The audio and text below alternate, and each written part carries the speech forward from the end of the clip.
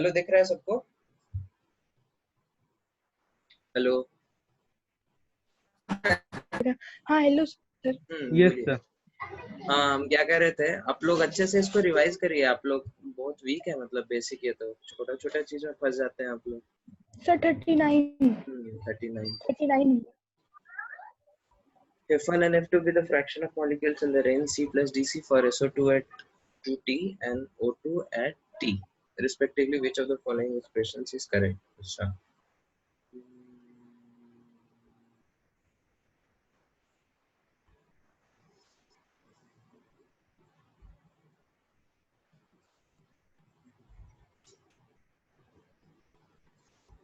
अच्छा, ये fraction of molecules का कर्व हम अभी तक पढ़ाए नहीं है, ठीक है, इसलिए आप लोग का ये फंसा है। ठीक है, तो एक होता है बोल्ट्जमैन डिस्ट्रीब्यूशन कर्व।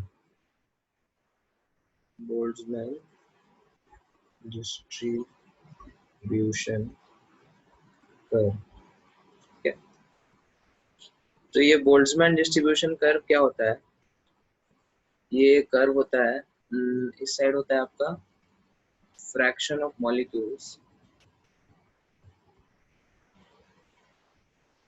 रुको एक मिनट, अच्छे से इसको पढ़ाने दो।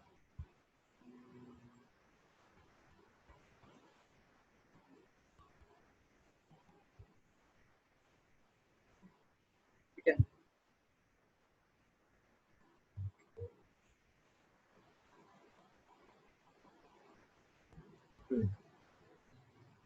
तो ये चीज आपको क्या होता है, दिख रहा है सबको स्क्रीन? Yes sir. हाँ सर। बोल्ट्जमैन डिस्ट्रीब्यूशन कर्व, ठीक है। तो बोल्ट्जमैन डिस्ट्रीब्यूशन कर्व किस चीज को रिप्रेजेंट करता है? ये रिप्रेजेंट करता है आपका fraction of molecules, fraction of molecules versus kinetic energy, ठीक है। Fraction of molecules versus kinetic energy. और ये बोल्ट्जमैन डिस्ट्रीब्यूशन कर्व कुछ कुछ ऐसा आता है, ठीक है। तो किसी पर्टिकुलर काइनेटिक एनर्जी पे क्या होगा आपका फ्रैक्शन ऑफ मॉलिक्यूल्स, वो उसको ये क्या करता है, कर्व रिप्रेजेंट करता है। समझ में आ रहा है सबको? तो फ्रैक्शन ऑफ फ्रैक्शन मतलब total number of gas molecules का कितना फ्रैक्शन है जो उस पर्टिकुलर काइनेटिक एनर्जी की वैल्यू अटेन किया हुआ है। समझ में आ रहा है? हेलो, नहीं सर, नहीं आ रहा है? ये वाला नहीं समझे। फ्रैक्शन ऑफ मॉलिक्यूल्स को देखो। कैसे रिलेट करें काइनेटिक एनर्जी? देखो देखो, जैसे लेटेस्ट से हमारे पास टोटल मॉलिक्यूल्स कितने हैं गैस के? टोटल मॉलिक्यूल्स आपके पास है 10, ठीक है। 10 मॉलिक्यूल है आपके पास गैस के, ठीक है। हाँ सर। और उसका आपने एक लेटेस्ट से टेबल बना लिया। ये सब केस हम हाइपोथेटिकल ले रहे हैं, ठीक है। तो आपने इस तरह से टेबल बनाया है, ठीक है। इनफैक्ट 3 कॉलम बनाए।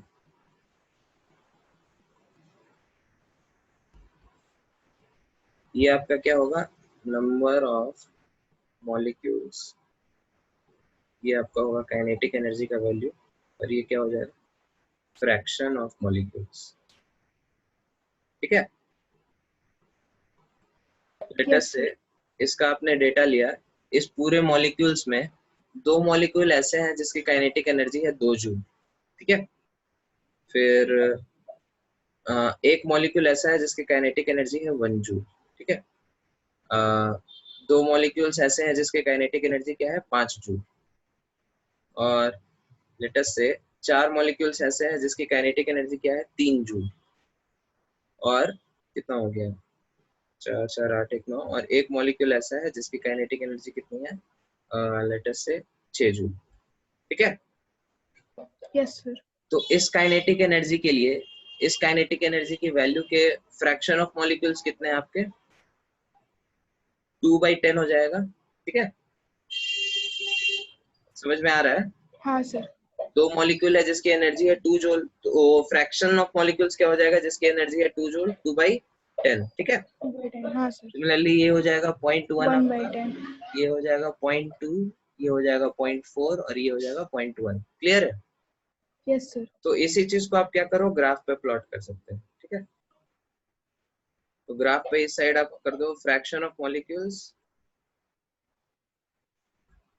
और इस साइड क्या है आपका, काइनेटिक एनर्जी, ठीक है। Yes sir. तो काइनेटिक एनर्जी की वैल्यू 1 जूल है, तो इसकी वैल्यू 1 2 3 4 5 6, ठीक है। 1 जूल कितने मॉलिक्यूल्स की है, 0.1, तो यह फ्रैक्शन ऑफ मॉलिक्यूल्स आपका है 0.1, ठीक है। हेलो सर, हाँ बोलिए। आप फिर से एक्सप्लेन करवा सकते हैं क्या कर रहे थे? हाँ, हमने क्या बोला, हमने एक हाइपोथेटिकल केस लिया, एक ऐसा सैंपल लिया जिसके अंदर 10 मॉलिक्यूल थे, ठीक है। Yes sir. उसका हमने इस तरह से एनर्जी लिया कि उसमें से 2 मॉलिक्यूल्स है जिसकी एनर्जी है 2 जूल, एक मॉलिक्यूल है जिसकी एनर्जी है 1 जूल, 2 मॉलिक्यूल है जिसकी एनर्जी है 5 जूल, और 4 मॉलिक्यूल्स है जिसकी एनर्जी है 3 जूल, एक मॉलिक्यूल है जिसकी एनर्जी है 6 जूल, ठीक है। Yes sir. तो fraction of molecules with energy 2 joule कितना हो जाएगा, 2/10, ठीक है। Yes sir. सिमिलरली 1 जूल कितना हो जाएगा, 1/10, दैट इज 0.1। सिमिलरली 2/10, 4/10, 1/10। समझ में आया सबको? Yes sir. तो 2 जूल यस के सर। 2 जूल के number of fraction of molecules क्या है, 0.2, तो ये आपका वैल्यू हो गया 0.2, ठीक है।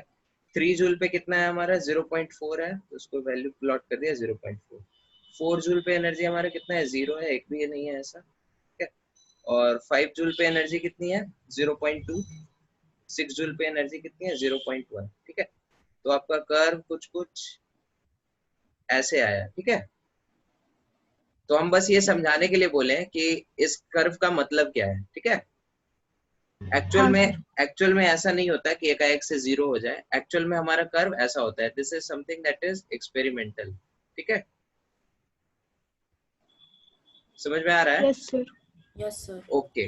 तो अब आप एक चीज बताओ, अगर ये सैंपल है आपका, ठीक है, विपुल समझ में आ रहा है? हेलो। हाँ हाँ सर। विपुल, हाँ।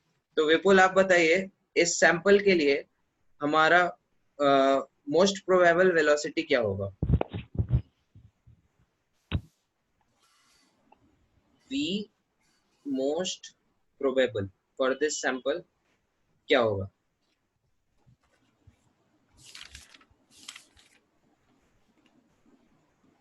फॉर्मूला से नहीं काम चलेगा, यहाँ पे आपको मीनिंग समझ में आना चाहिए मोस्ट प्रोबेबल का।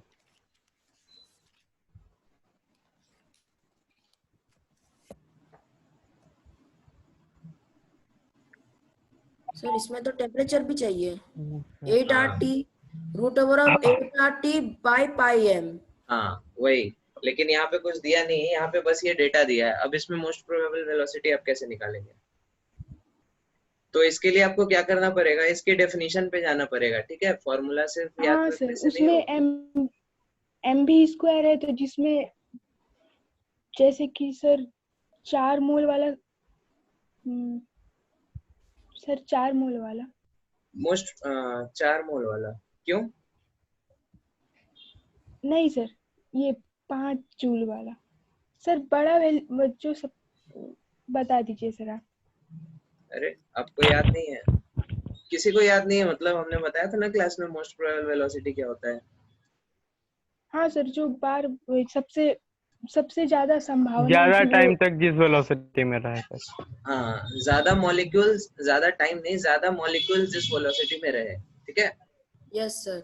हाँ वो सर। तो इसमें डाटा के हिसाब से क्या लग रहा है, कौन सा वैल्यू है जिसमें सबसे ज्यादा मॉलिक्यूल्स है हमारे? हाँ 3 सर जूल वाला। 4 वाला। ये वाला ना। यस। हाँ हाँ सर। तो मोस्ट प्रोबेबल वेलोसिटी हमारा क्या होगा, जो इस 3 जूल के करस्पॉन्डिंग हो, ठीक है। Yes sir.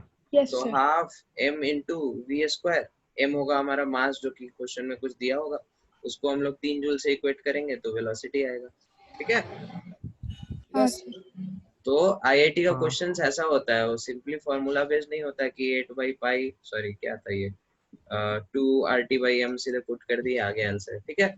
एग्जाम में कुछ नया क्वेश्चन इस टाइप का होगा जिसमें आपको ऑन द स्पॉट सोचना पड़ेगा, तो जिसको अगर डेफिनेशन क्लियर नहीं हो वो फंस जाते हैं, ऐसा नहीं है कि ये बहुत कोई टफ चीज था। टफ था क्या ये? नहीं सर। No sir. हाँ, लेकिन आप लोग का डेफिनेशंस बेसिक सब क्लियर होना चाहिए, और हमको लग रहा है आप लोग का बेसिक सभी बहुत गड़बड़ है। आप लोग एक काम करो, सब लोग सारा वीडियो वगैरह फिर से देखो, ठीक है? क्लास का यस जो भी सर। रिकॉर्डिंग है उसको सब लोग फिर से देखो सैटरडे के पहले, और सैटरडे तक अच्छे से सब लोग प्रिपेयर करके रहो, ठीक है? Yes sir. ओके, इसका स्क्रीनशॉट ले लो अगर लेना है तो जल्दी से। सर 1 मिनट मैं लिख ले रहा हूँ।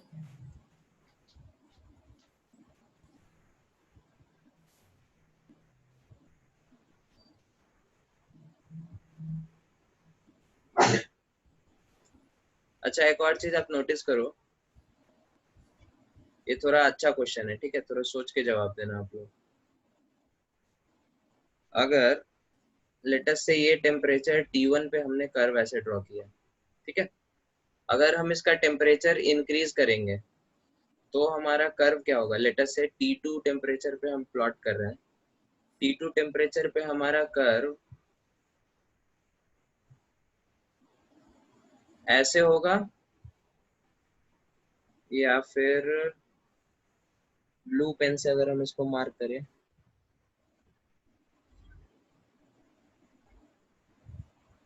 ऐसे होगा,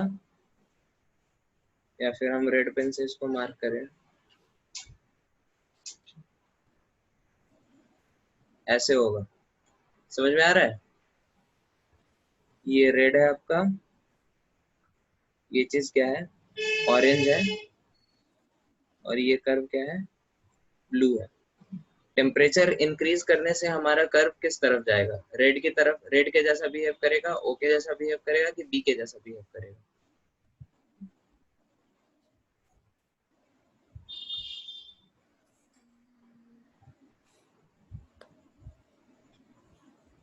चलो आप लोग के लिए थोड़ा आसान बना देते हैं क्वेश्चन, ठीक है?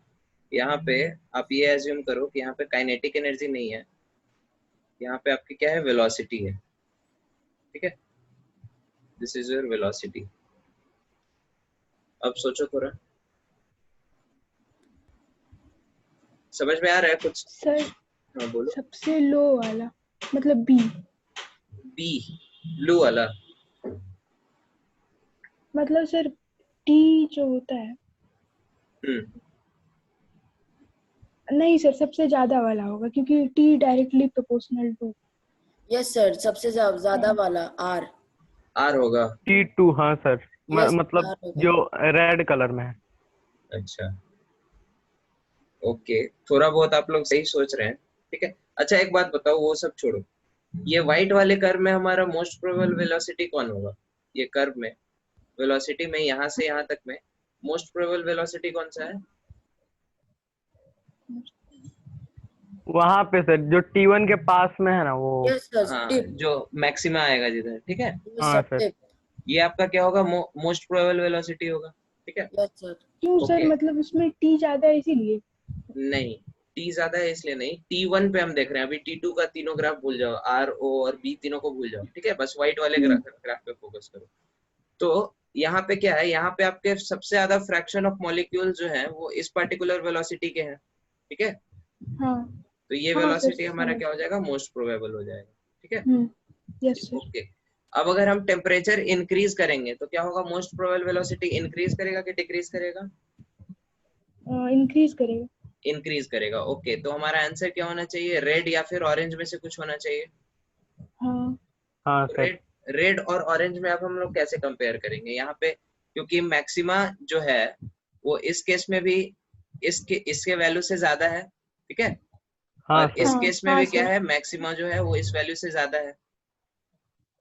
Yes sir. यस तो सर। हम लोग इस दोनों में आप कैसे कंपेयर कर सकते हो? सोचो। आर वाला, आर होगा सर सर क्योंकि आर होगा काइनेटिक क्योंकि उसमें एनर्जी फ्रैक्शन ऑफ ज्यादा मोल्स है। ज्यादा है। नहीं, फ्रैक्शन सर ऑफ मॉलिक्यूल ज्यादा हो ऐसा जरूरी नहीं है। सर काइनेटिक एनर्जी वहां पे ज्यादा काइनेटिक एनर्जी तो हाँ, जिसकी भी वेलोसिटी ज्यादा होगी वो काइनेटिक एनर्जी ज्यादा होगा, लेकिन काइनेटिक एनर्जी तो दोनों में ज्यादा है ना, इसमें भी पिछले वैल्यू से ज्यादा है और इसमें भी पिछले वैल्यू से ज्यादा है। बोलिए। सर है। हाँ अच्छा सर। क्वेश्चन है ये, थोड़ा सोचने वाला है। अच्छा ठीक है, चलो एक और हम लोग थोड़ा साइड आते हैं, ठीक है? इसके कर्व के अंदर का जो एरिया होगा, व्हाइट वाला जो कर्व है, ठीक है, उस एरिया का फॉर्मूला क्या होगा? एरिया अंडर कर्व ये सब पढ़ा है ना आप लोगों ने थोड़ा सा, उसमें क्या बोलते हैं नहीं आपके, सर। अरे काइनेमेटिक्स में पढ़ा होगा यार। सर हाँ एरिया सर। हाँ सर पढ़े थे। हाँ, तो लेटेस्ट से आपके पास अगर कर्व है, रुको मेरे को अगले पेज पे ड्रॉ करना, आपके पास अगर कर्व है किसका, एक मिनट, ये क्या ड्रॉ कर दिया,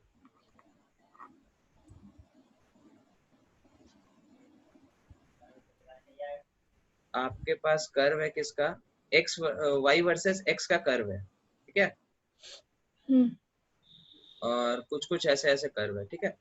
आपको x इक्वल टू x1 से x इक्वल टू x2 तक इसका एरिया बताना है इंटीग्रेशन के फॉर्म में, क्या होगा?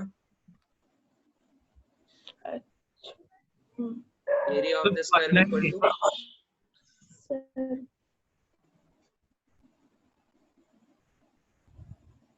इक्वेशन रहेगा तब ना सर। इक्वेशन नहीं है, इक्वेशन आप मान लो कुछ y कुछ एक वेरिएबल है, ठीक है,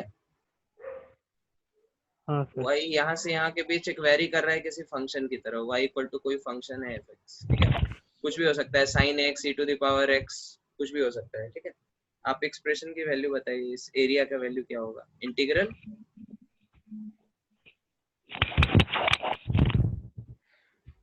ये सब बताए होंगे ना सर फिजिक्स में। हाँ सर, अचानक से आ गया तो ये दिमाग में आ ही नहीं रहा है समझ। ये क्या है अचानक से आ गया? तो ऐसे होता है प्रिपरेशन। प्रिपरेशन आप लोग का ऐसा होना चाहिए, रात के 12 बजे नींद से उठा के अगर कोई पूछे तो खटाक से आंसर निकलना चाहिए, ठीक है। उस समय ये नहीं हाँ सोचना सर। चाहिए चश्मा कहाँ है और फिर आँख खोलेंगे पानी पिएंगे, इतना टाइम नहीं है, ठीक है। हाँ सर। बताओ इसका एरिया क्या होगा? सर वही fx अंदर में बाई डी मतलब dx।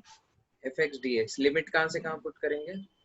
x1 सर से जो x2 तक। x1 से x2, समझ में आ रहा है? हाँ हाँ सर, सर। ओके, अब हम लोग फिर केमिस्ट्री यही पे होगा सर, हम लोग सोच रहे थे कुछ और ही होगा। तो हम लोग अभी इस इक्वेशन पे आते हैं। ये हमारा क्या था, इस साइड फ्रैक्शन ऑफ मॉलिक्यूल्स था, हाँ ठीक है, और इस साइड हमारा क्या था, वेलोसिटी, और आपका ऐसे ऐसे कर्व आया, इन्फिनिटी तक जाएगा ये, ठीक है।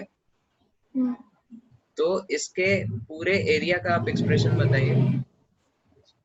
लेट अस से ये फ्रैक्शन ऑफ मॉलिक्यूल्स एक फंक्शन है fx, ठीक है, तो ये वेलोसिटी है x, ठीक है, तो इसके अंदर का पूरा एरिया क्या होगा? इंटीग्रल fx और e1 0 fx 0 to infinity, 0 to 0 to infinity infinity fx dx, dx। ठीक है। इसकी वैल्यू किसके इक्वल होगी? काइनेटिक एनर्जी के एरिया। इसकी वैल्यू किसके इक्वल होगी? फ्रैक्शन को आप इंटीग्रेट कर रहे हैं 0 टू इंफिनिटी, इसकी वैल्यू क्या होगी?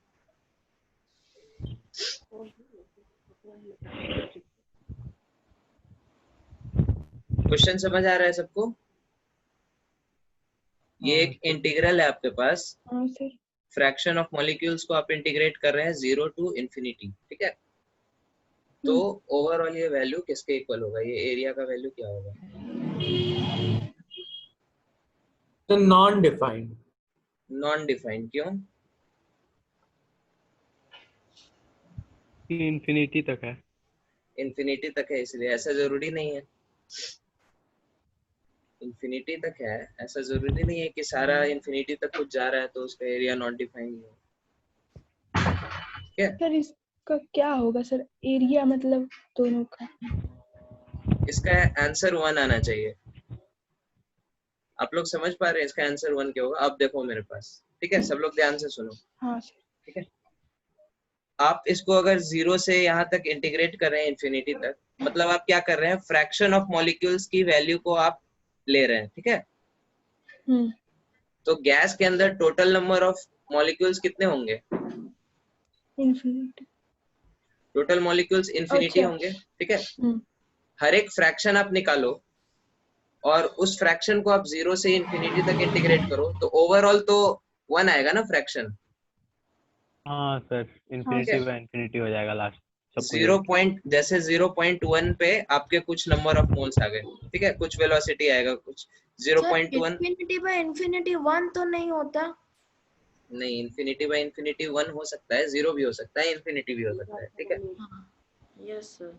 हाँ, तो यहाँ पे क्या है, आप देखो, आप क्या कर रहे हैं, फ्रैक्शन को इंटीग्रेट कर रहे हैं, तो इस कर्व के अंडर का जो पूरा एरिया आएगा वो क्या करेगा, सारे मॉलिक्यूल्स को कवर कर लेगा, ठीक है। हाँ। क्योंकि Yes, sir. हर एक वेलोसिटी के लिए कुछ ना कुछ तो मॉलिक्यूल्स होंगे, ठीक है। इनफाइनाइट भी वेलोसिटी है, उस पे कुछ ना कुछ मॉलिक्यूल्स होंगे जिनकी वेलोसिटी थ्योरेटिकली क्या होगी, इनफाइनाइट होगी, ठीक है। हाँ सर। भले वो नंबर ऑलमोस्ट टेंडिंग टू 0 हो जाए, ठीक है। तो उसको जब आप पूरे फ्रैक्शन को इंटीग्रेट करोगे तो फ्रैक्शन तो 1 आएगा ना अल्टीमेटली। हाँ सर। ये चीज समझ में आया सबको? Yes sir.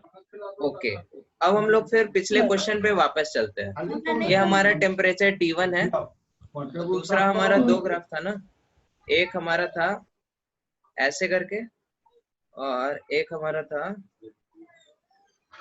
ऐसे करके, ठीक है। तो इन दोनों में से कौन सा आंसर होगा? तो आप लोग ध्यान से देखो, ये जो हमारा रेड वाला कर्व है, मेरे को रेड से लिखो, तो ये जो हमारा रेड वाला कर्व है, ठीक है, इसका पीक ऑलमोस्ट आइडेंटिकल है इसके साथ, ठीक है। हाँ। Yes sir. और यस दोनों सर। दोनों कर्व का क्या होगा, एरिया सेम होगा। ये चीज समझ में आ रहा है सबको? क्योंकि दोनों इंटीग्रेशन 1 होगा, हाँ। ठीक है। हाँ यस सर। सर। अब अगर दोनों का हाइट सेम है तो इसके अंदर ये एक्स्ट्रा एरिया कहाँ से आ रहा है? समझ में आ रहा है? ये हाँ। एक्स्ट्रा एरिया पॉसिबल नहीं है ना हाँ सर। हाँ सर। क्योंकि ओवरऑल तो फ्रैक्शन 1 ही रहना है, overall area under curve same ही रहना है। अगर पीक हमारा बढ़ गया, पीक हमारा लेटेस्ट से पीक की वैल्यू अब क्या है, आगे बढ़ा दिया आपने, ठीक है, तो कर्व क्या होगा, नीचे आ जाएगा ना, ताकि एरिया पूरा ओवरऑल सेम रहे। हाँ सर। हाँ समझ सर। में आ रहा है? Yes sir. जैसे इसको दूसरे टर्म्स में आप लोग, चलो थोड़ा और ग्रॉस आइडिया आपको देते हैं, ठीक है। अरे क्या कर लिया यार, एक मिनट रुको।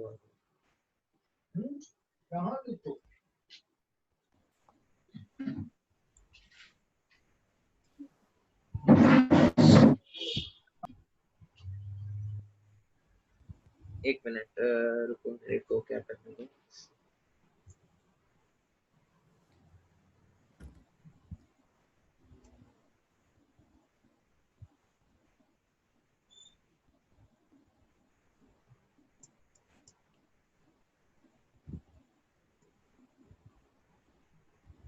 ठीक है। तो एक और हम ग्रॉस एग्जांपल दे रहे हैं। लेटेस्ट से आपके पास क्या थे, 9 क्यूब्स थे। सॉरी, ये क्या कैसे ड्रॉ हो रहा है? लेटेस्ट से आपके पास 9 क्यूब नहीं है, 9 स्क्वायर है, ठीक है। तो इस हर एक स्क्वायर आपका लेटेस्ट से 1 यूनिट का है, ठीक है। तो टोटल एरिया क्या था आपका, 9 मीटर, 9 यूनिट स्क्वायर जो भी है, ठीक है। Yes sir. अब आपने ये डिसाइड किया कि आपको सेम एरिया का क्या करना है, आपको विड्थ बढ़ानी है, ठीक है।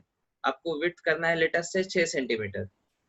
तो आपने क्या किया, इसको 6 कर दिया। तो अगर एरिया आपको सेम रखना है तो करस्पॉन्डिंगली हाइट क्या होगा, कम हो जाएगा। अब चीज समझ में आ रहा है? हाँ yes sir. Sir.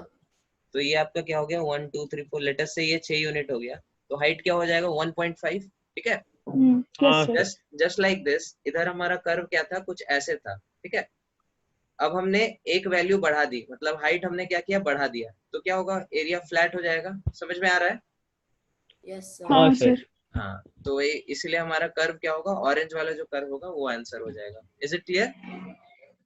Yes sir. हाँ सर।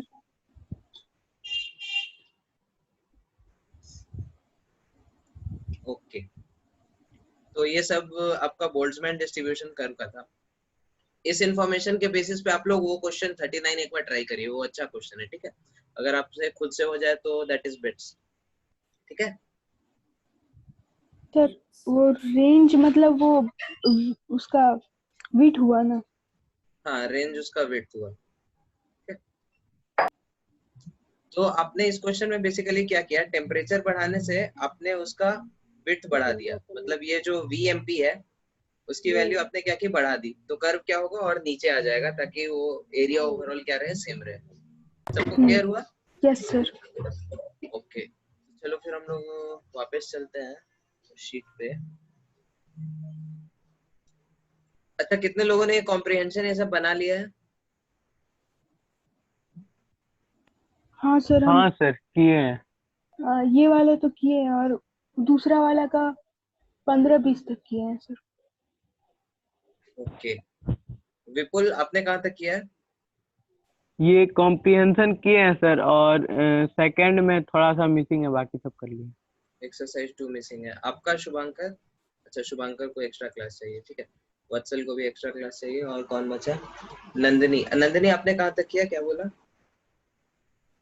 सर एक्सरसाइज 2 का पार्ट 2 बाकी है, मतलब थोड़ा सा बाकी है। अच्छा अच्छा, ओके। और कौन है? वत्सल का हो गया, विपुल का हो गया, देवांजन। देवांजन आपका एक्सरसाइज 4 सिर्फ बचा है, राइट? हाँ, एक्सरसाइज 4 और वो जो DPP है वह छोड़ दिया। अच्छा, ठीक है।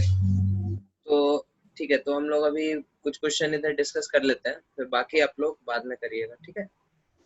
ओके, तो कॉम्प्रिहेंशन नंबर 1 में कुछ डाउट है?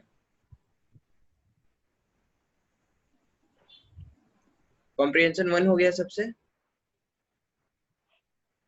बोलो नंदिनी, विपुल। हाँ सर, ये हो गया। ओके, कॉम्प्रिहेंशन 2 बोलिए विपुल। सर इसमें 5 हेलो नंबर सर। है। 5 number.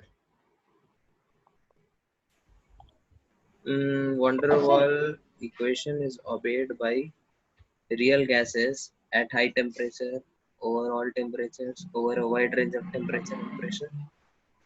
Over a wide range of temperature and pressure होना चाहिए, ठीक है। मतलब सर ऐसा क्यों? ऐसा इसलिए क्योंकि हम लोगों ने वो स्पेशल केसेस देखे थे ना कि लो प्रेशर पे क्या होता है, A0 हो जाता है, हाँ B हाँ। ठीक है। तो इसलिए वाइड रेंज ऑफ टेम्परेचर मतलब एक्सट्रीमली लो नहीं होना चाहिए, एक्सट्रीमली हाई नहीं होना चाहिए, और उसके बीच क्या होता है, ये वैलिड होता है।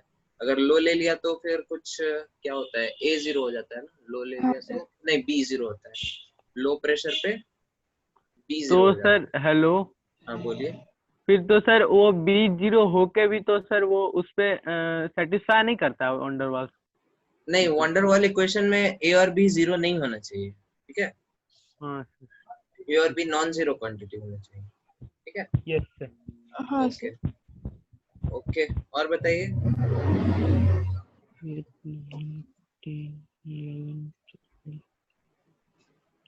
मैच द फॉलोइंग हो गया। 13 सर, 13 नंबर है।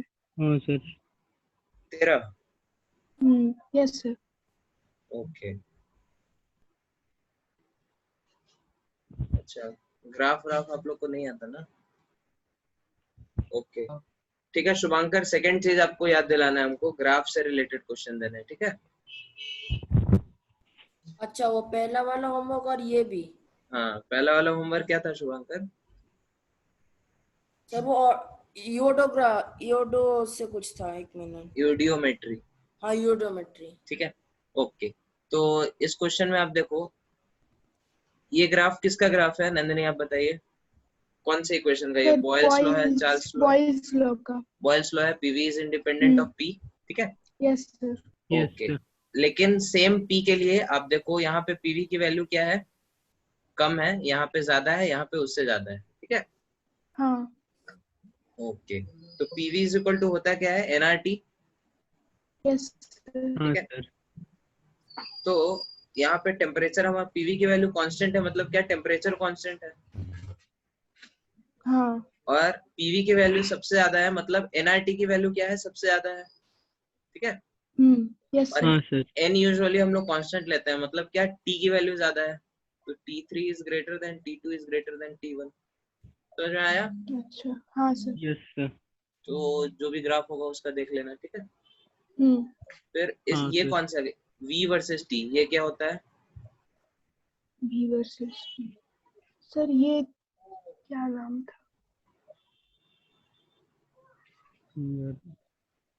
तीसरा वाला सर। ये हुसेल्स लॉ कुछ करके gas Gay-Lussac law. Gay-Lussac law. V is directly proportional to T. ठीक है, अब यहाँ पे क्या होता है, again PV is equal to nRT होता है, हाँ तो P वर्सेस T का कर्व करेंगे तो is equal to nR by P into T. ठीक है, तो ये क्या हो गया आपके ग्राफ में ये चीज कैसे रिप्रेजेंट करेगा V inversely proportional. P versus T के कर्व में ये इसका क्या सिग्निफिकेंस होगा, ये चीज आपको कैसे पता चलेगा? सर P होगा तो V बड़ा होगा। नहीं वो ठीक है, आपके पास V वर्सेस T कर्व है, ठीक है, V वर्सेस T कर्व ऐसे है, उसमें ये nR by P आपको कैसे पता चलेगा, nR by P कहाँ है इस कर्व में?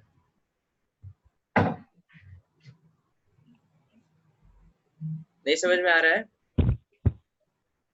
बताएं हम? हाँ सर बताइए। हाँ सर। स्ट्रेट लाइन का इक्वेशन पढ़े आप लोग, y equal to mx plus C. हाँ सर। हाँ सर। mx प्लस c ऐसे सुने हैं स्ट्रेट लाइन का इक्वेशन? यस हाँ सर। इसको अगर ग्राफ हम इसका ऐसे प्लॉट करें तो ये चीज क्या है, ये चीज आपका इस इक्वेशन में क्या है, इसकी वैल्यू क्या है इस चीज की? y 0 है। c है, C है। यस हाँ y 0 नहीं है, x 0 है। मतलब x 0। हाँ, और m इसमें किसको रिप्रेजेंट करता है?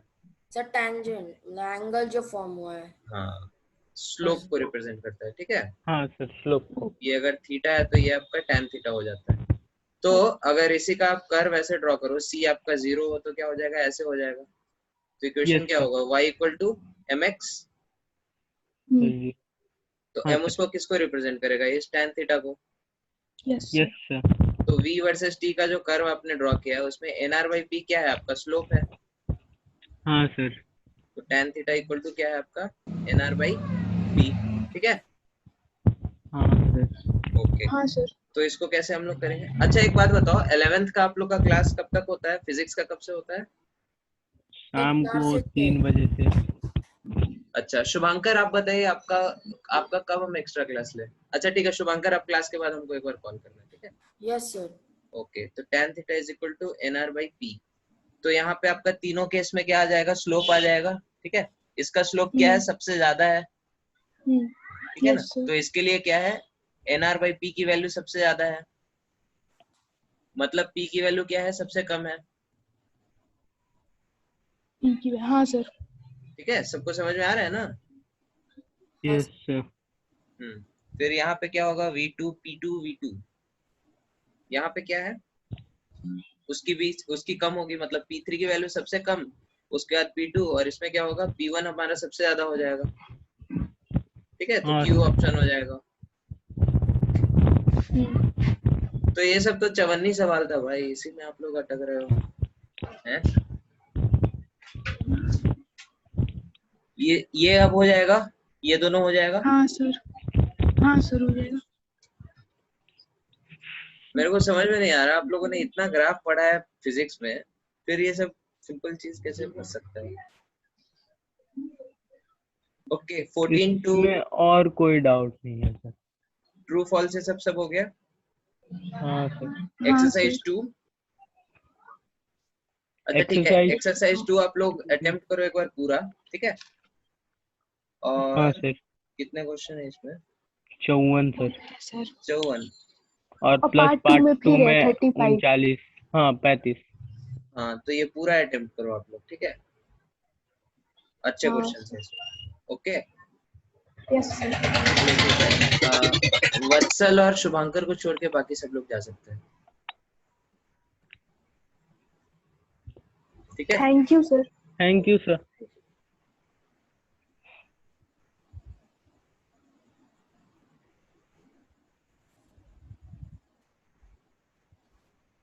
ओके हाँ, तो आप लोग का बताइए कब रखना है एक्स्ट्रा क्लास? सर आप संडे रख सकते हैं।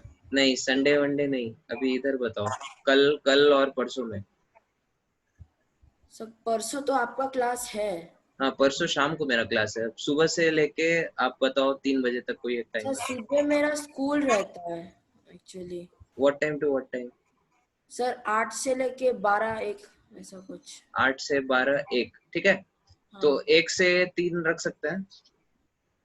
Sir Wednesday. नहीं, कल सर ट्यूसडे है, कल ट्यूसडे है। अच्छा कल नहीं सर, कल तो नहीं होगा। आई मीन क्यों? सर ज्यादा हेवी हो जाएगा मेरे को सर, क्योंकि 8 से 1 स्कूल रहेगा, 1 से 3 आपका, फिर 4 से 6 फिजिक्स सर का भी है। 4 से 6 फिजिक्स सर का, और फिर 6 से फिर नहीं है। फिर नहीं है। तो ठीक है ना, 6 बजे के बाद आप आराम कर लेना, अच्छा या फिर स्कूल का एक क्लास मिस कर देना। ठीक है, हाँ ठीक है। ओके। तो कल 1 PM विल मीट, ठीक है। उसके पहले आप क्या करो, आप और वत्सल, हेलो वत्सल, आप सुन रहे हैं? हाँ सर।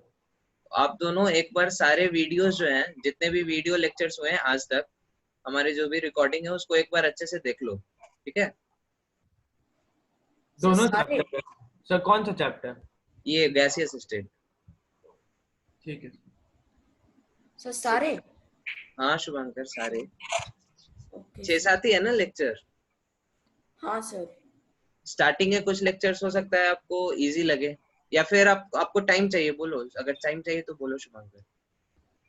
हाँ सर, एक्चुअली थोड़ा टाइम चाहिए, क्योंकि अभी मैं थोड़ा होमवर्क करने बैठूंगा, फिर रात चला जाएगा ना, तो मैं कल तक सारा वीडियो नहीं देख पाऊंगा सर। अच्छा, तो कल आप ये वीडियो देखो, कल सर मैं रात को। बोलता, आप थर्सडे कर सकते हैं। थर्सडे 1 से 3 चलेगा मेरा। थर्सडे तक आप सारा वीडियो देख लोगे? हाँ सर, थर्सडे 1 से 3 चलेगा। ठीक है, तो आप क्या काम करो, आप पहले डे 1 लेटेस्ट से आपने वीडियो देखा, डे 1 का लेक्चर, ठीक है। Yes sir. तो उसका आप एक नोट्स बनाओ और मेरे को भेजो कि सर मैंने डे 1 का नोट्स देख लिया पूरा, ये मेरा नोट्स है, ठीक है। Yes sir. फिर आप डे 2 का करो और फिर आप उसका नोट्स भेजो, ठीक है। Yes sir. ओके, और फिर हम लोग फिर कब रखें, थर्सडे को फिर हम लोग रखेंगे, ठीक है, थर्सडे 1 PM, ठीक है। यस इफ आई फॉरगेट तो आप शुभंकर एक बार कॉल करके मेरे को याद सर, दिलाना। एक मिनट, मेरा थर्सडे नहीं होगा, सॉरी।